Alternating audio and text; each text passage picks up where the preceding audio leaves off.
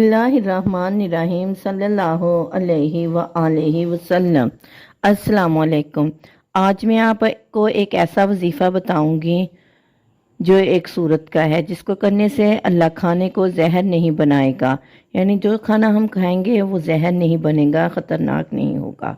اس کھانے کو کھانے سے بیماری نہیں لگے گی، کھانا کھانے سے کیسٹرول نہیں ہوگا، یورک ایسڈ نہیں بڑھے گا اور شوگر نہیں ہوگی۔ جو ایک دفعہ اس سورت کو پڑھے گا، اللہ تعالیٰ کہتا ہے جو اس نے کھا لیا ہنڈا لیا، اب میں تیری نسلوں کے لیے انتظام کروں گا۔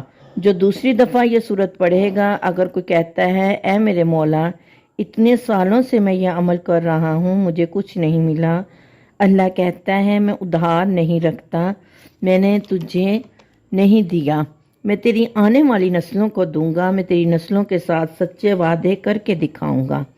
اللہ کہتا ہے میں تیری نسلوں کے ساتھ سچی زندگی کا سچا نظام بنا کر دکھاؤں گا۔ نیکی کرنے سے صرف جنت میں جگہ ملتی ہے، رزق بھی ملتا ہے، صحت بھی ملتی ہے، خوشحالی بھی آتی ہے، عزت بھی ملتی ہے، دنیا بھی ملتی ہے۔ وہ سورت قریش ہے، سورت قریش نسلوں تک چلتی ہے۔ خوش قسمت ہے وہ جو سورت قریش کو پڑھتا ہے، خوش قسمت ہے وہ گھر جس میں سورت قریش پڑھی جاتی ہے، خوش قسمت ہے وہ قبیلہ جس میں سورت قریش پڑھی جاتی ہے۔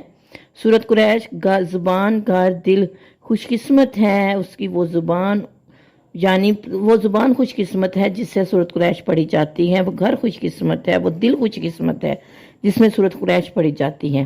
جو ایک دفعہ سورت قریش پڑھے گا، اللہ تعالیٰ کھانے کو زہر نہیں بنائے گا، کھانا شفا بنے گا، بیماریاں نہیں آئے گی، یورک ایسڈ نہیں بنے گا، کیسٹرول نہیں بڑھے گا۔ جو دوسری دفعہ سورت قریش پڑھے گا اس کا دسترخوان وسیع ہو جائے گا، رزق وسیع ہو جائے گا۔ دسترخوان وسیع ہونے سے مراد یہ ہے کہ اللہ تعالیٰ رزق میں برکت دے گا اور کھانے طرح طرح کے کھانے اور نعمتیں کھانے کو ملیں گی۔